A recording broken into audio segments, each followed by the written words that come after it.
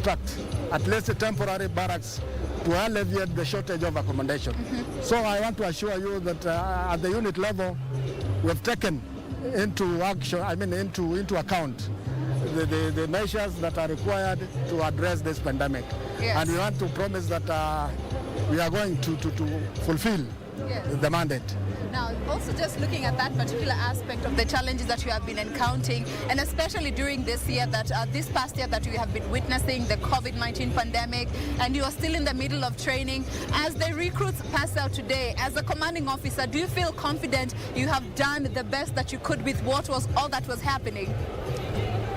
Obviously, madam, I think I'll not shy away from the truth. Yeah. The truth is, we are confident that whatever has been put in place is yielding results. Yes. We are able to have this number of people, the number you see around, and none of them, I want to assure you, is COVID positive. That I want to assure you, because of the stringent measures that have been put in place. Yes. All right, maybe what will be your message to the friends and the parents and the relatives of the recruits who couldn't be here today, but they are watching us from the various parts of the country today? Thank you. That's a very nice question. I want to assure the parents outside there that their children are safe, they are on safe hands, and we want to make sure that they stay safe as long as they are with us. Yes. Let them not worry. Their children are tumewaweka vizuri. Yes. Tumewaweka vizuri. Sana. All right, thank you very much. We will be touching base with you in not too long. Thank you. All right, that is the commanding officer of the NYS Yatta Field Station. He also doubles as the regional commander of the Oloni at Station, Garissa Balambala Field Station. And that is another field station commanding officer of the Garissa Balambala unit. One, Mr. Dawood Hussein, who is the commanding officer, joining us in a... And of course, we will be giving you the live pictures and feeds of what is happening here. But of course, we are waiting for His Excellency to make his way onto the podium and get started with the day's event. But right now, Mr. Dawood Hussein, the commanding officer of the Garissa Balambala Field Unit. Good morning, sir. Good morning. Just speaking to your mic. Good morning. Good morning to you, madam. Karibu sana. Thank you for being with us today. Asante, madam. Now, just to help our viewers understand, maybe unaweza tuambia ni mambo yapi yanaendelea katika NYS Garissa Balambala?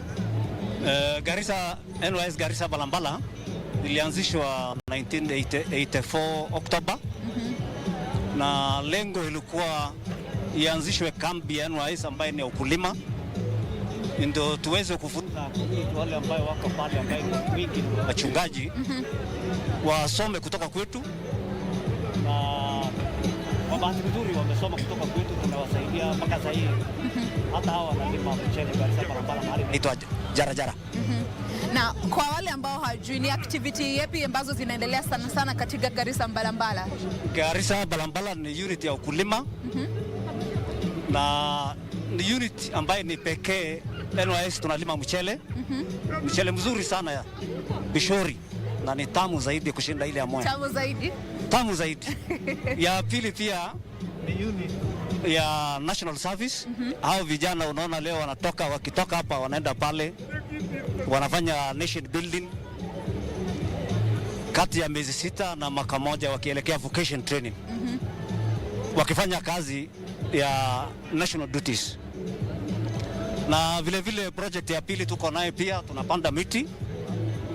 Mbali na mchele tuko na fruits, tuko na vegetables. Tumeweza kujilisha kati ya mboga na matunda na mchele katika Garissa Balambala unit. Na vile vile tumeweza kulisha sehemu kubwa NYS na mchele. Na ukiangalia hii wakati ya COVID-19, kama commanding officer, ni vipi mmeweza kubadilisha mambo hapa na pale ensure that vijana wako katika hali nzuri na mnahakikisha training pia inaendelea vizuri? Asante. Kama institution tunajali sana kwanza wafanyakazi, kitu cha kwanza, na tunafuata guideline ya Ministry of Health, na vile vile pia tunafuata guideline ya Director General wetu ambaye tunapata advice kila wakati na tumefanya juhudi kila kitu kuchunga watu wetu, na nina bahati kusema hatuna issue yote katika corona matter yenye mmepatana nayo. Na ni changamoto zipi ambazo unaweza sema mmepitia kama unit ambazo mmeweza ku overcome during this time? Challenges hii wakati ya corona. Yes. Hii wakati ya corona challenges imefanya vijana hawakwenda vocation training kwa muda, kwa sababu haingewezekana kwa sababu vocation training nyingi katika taifa imefungwa, college imefungwa. Na ni hiyo tu challenge zile tu tumepata katika corona. Na tukimalizia, ni ungependa kuambia vipi wazazi na marafiki ambao wanatutizama this morning na wangependa kuwa hapa hivi leo kuwa witness ya hii parade, ungependa kuambia aje kuhusu vijana wao, familia yao? Na wahakikishia hao vijana wako safe na tunawachunga na tunawajali, na wakitoka hapa baada ya miezi 6 wataelekea vocation training wajiunge na hawa Kenya ngine kujenga taifa. Fantastic. Asante sana. Asante madam. Tutazungumza tukiendelea. Asante madam. All right. Remember, this is live from Gilgil NYS College. You're just being part of this pass-out parade. 7,479 graduates will be in that pass-out parade. Of that figure, gender issues have been paid attention to. Let me just get the figures right. Male who are going to be graduating today, we have 5,361. Female recruits are going to be passing out today. We have 2,118. And again, for the first time, we are seeing persons with a disability included in this pass-out parade. And of course, throughout the entire training process, at 47 of them. We will be touching base with them in a bit. Right now, I'm also joined with another commanding officer. Good morning, sir. Morning, madam. Karibu sana. Asante. Ningependa uanze na kusalimia watazamaji wetu, tuambie command unit ipi? There is no mask. No, it's okay. Okay, fine. My name is Kennedy Nyakango, commanding officer NYS Tumaini. Tumaini is in Nyandarua County. It's one of the stations of the NYS. Yeah. All right. Now, kwa wale wanatazama this morning and they may not really understand what is the main activity that you undertake at the Tumaini field unit, maybe you could take us through that. Yeah, Tumaini is one of the units engaged in, we don't have vocational training, we are only engaged in national service activities where we undertake agricultural activities. We do wheat farming, horticulture, we do cabbage, we do onions, we do tomatoes under controlled environment in greenhouse. Yes. We do keep dairy animals. We milk the animals. And then over and above, we are hosting one of the biggest, second largest potato production unit in Africa. Yeah. Where we produce certified seeds for the farmers, and we have gone through. We are doing fish farming. And to what capacity are you doing the seed farming? Is it still just for usage within the NYS, or you're commercializing it to just add another source of revenue for the unit? Super. You know, this project, potato seed seed production, is one of the 4 agendas of our President, Excellency, on food security. Yeah. So when we did the feasibility study, we found that the potato growing farmers, they had a challenge of access to certified seeds. So what they used to get very low production of seeds. So we are using a very sophisticated technology, what is we call a hydroponic technology. Yes. This process there is no media. It is only water. It is air and water, and then we produce the seeds. We multiply seeds, and these seeds we use them for our own. But it's over and above. We are now selling to the farmers, as well as Marakwet, Meru, Nandi, Naroko, Kericho, everywhere. All right. Yeah. And how sustainable is this new method that you're saying, this form of technology that you're using, in terms of even looking at the future on how the NYS will be producing this seedling in mass production? Do you find it to be a sustainable way for the long term? Yeah, very, very sustainable because number one, when you have got a market for whatever you are producing, you devise methods of upscaling the scale of production so that you can reach more farmers. As I've said that we are selling, we are getting a lot of people are blessing because what is there, unlike the locally sourced materials for potato production, where the farmers are getting from 60 to 80 bags per acre. With the new certified seeds project that is in Tumaini, farmers have been able to achieve from 120 to 140 bags per acre. What it translates that the farmers will be smiling all the way to the bank. Yes. And now that's one way of empowering the farmers. So the demand is overwhelming. All right. Yeah. Now, looking at also, given it's a new form of farming that you're trying to adapt to the local farmers and the surrounding environments, what are some of those hurdles that you have encountered when it comes to getting the information there and getting it right to the people, from the students right to the people that surround the unit? Oh, what I didn't write that this project, I've got, I'm from a agricultural background and we have got officers, but you may wonder that this project, very sophisticated, it is being handled by these servicemen and servicewomen. Yeah. They have embraced it and they're the one doing it. But in the adoption process, there is what we call early adopters. There are those people who get an idea in farming and they just take it and run with it. Yeah. There are people we call it early adopters who sees what the innovators have done, they follow. That is late adopters. Yeah. And lastly, we have got ladders. Ladders are those people who will say, we have this is the way we have been doing things. Yes. But eventually, they come and they bless it. So the governments, especially county governments, they have sent officers, they have sponsored the farmers to come and see what we are doing. As they say, in agriculture, when I hear, I forget, but when I see, I remember. You remember. So true. they have seen and they are embracing it very much. All right. Yeah. And also in line with protecting the recruits when they're undergoing the training in your unit, as the commanding officer, maybe what are some of the adjustments that you have to make when it comes to the training and the physical environment of the unit to ensure the safety of the recruits and effectiveness even in the training? Very good. When this pandemic came up, I want to appreciate our Director General. When we knew, they used to sleep double deckers, for example, like in school. Yeah. But since this pandemic came, our Director General has been able to give us some resources to construct temporary barracks so that we meet the Minister of Health protocols on social distancing and what have you. Yes. And she has provided us with masks. At least every student has got about 4 or 5 masks and they are reusable. And she has been able to, we have made everywhere. We have got water places, we have got washing hand points everywhere.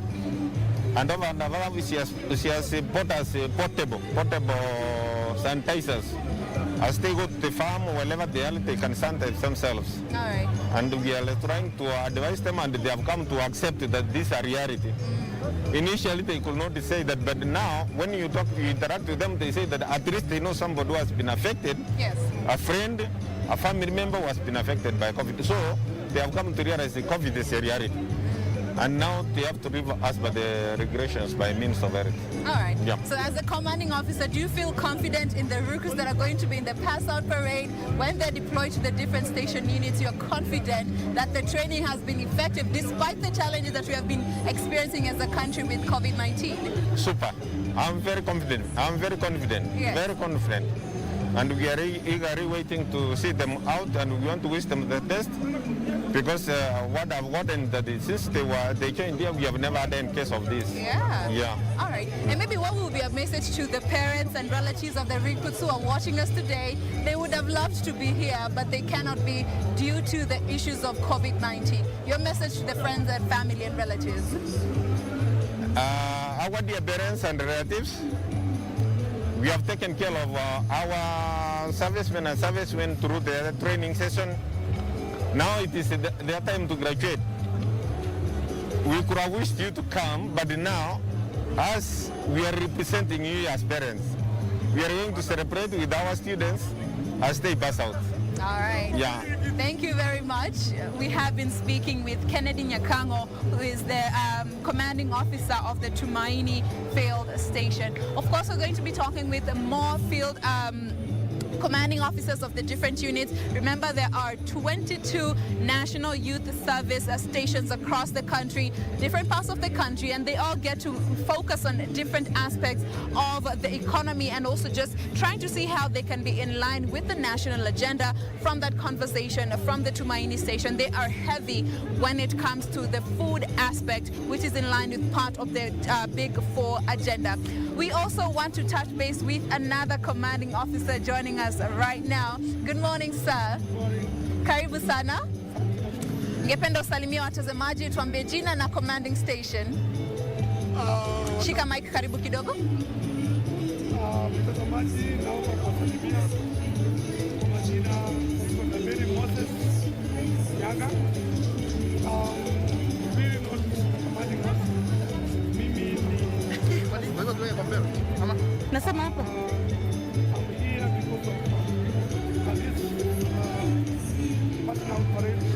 All right.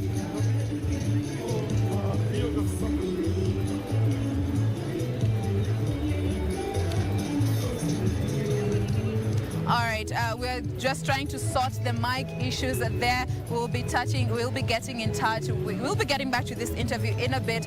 But just to let you know, this is the live programming of the NYS Pass Out Parade. We're expecting His Excellency to make his entrance in not too long. And of course, thereafter, the day's programming will kickstart. Remember, 7,479 recruits will be in this parade. And just looking at some of the areas in which they have been training, and it's part of what they have to undergo, looking at the 5 pillars of the National Youth Service. Number 1, they all have to undergo paramilitary training, which is quite physical. You will be seeing some of that display, which will be happening in not too long.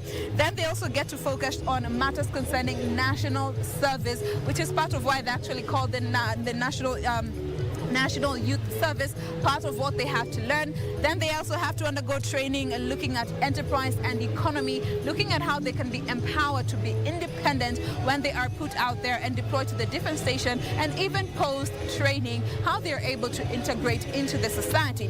They also go through vocational training, part of what is offered in the different units across the country, and of course, institutional architecture. And finally, they also go to understand conversations around the national service, looking at the Constitution and the NYS Act as well. So I am made aware that our mic is good now. We want to get back to this interview that I had earlier on mentioned. Our guest is going to be telling us his name and position. Good morning, sir. Good morning. Kawaida ya mic usijali. So salimia watazamaji na tuambie jina na watazamaji hamjambo. Kwa jina naitwa KBC Moses Nyaga. I'm a disaster manager based at NYS headquarters, Ruaraka. All right. Now, as the disaster manager, why is it important for disaster management to be part of what you train the recruits here in NYS? Thank you very much. Why we train these guys on basic disaster management is that when they go out there in the stations, they are some disasters that erupt, and in this case, if they are not trained on disaster management, it will be wrong enough that they are not able to come up with ideas and the ways of mitigating with the disasters that come up, that get up in those stations, especially when they go to, those who go to Nairobi. There are fires that erupt in our Nairobi stations, surrounding Nairobi stations. So now that we have a disaster management team in place, we go and get in touch with those other disaster mitigating officers of various departments who get in touch, who respond to the disasters with us. And with that, these guys, they are good in it for having been trained in basic management disasters. They are good enough, and we are sure that what they do to the public is good and well enough. Now, looking at this particular aspect of disaster management, it sounds like a very hands-on sort of training where there needs to be actual physical training and teaching of how you're supposed to handle such situations. And looking at COVID-19 where we are in, distancing and physical contact was something that was discouraged. As the commanding officer, how was it just adjusting to these new protocols and also ensuring delivery when it comes to the training? Thank you. When these guys came in the very first place, we had first of all to make sure that these guys were taught the basics of social distancing. We had a slogan that had to go by social distancing, and we had put it into their minds. Like when they come as recruits, we train them in basic steps, as in they count 1, 2, 1, 2.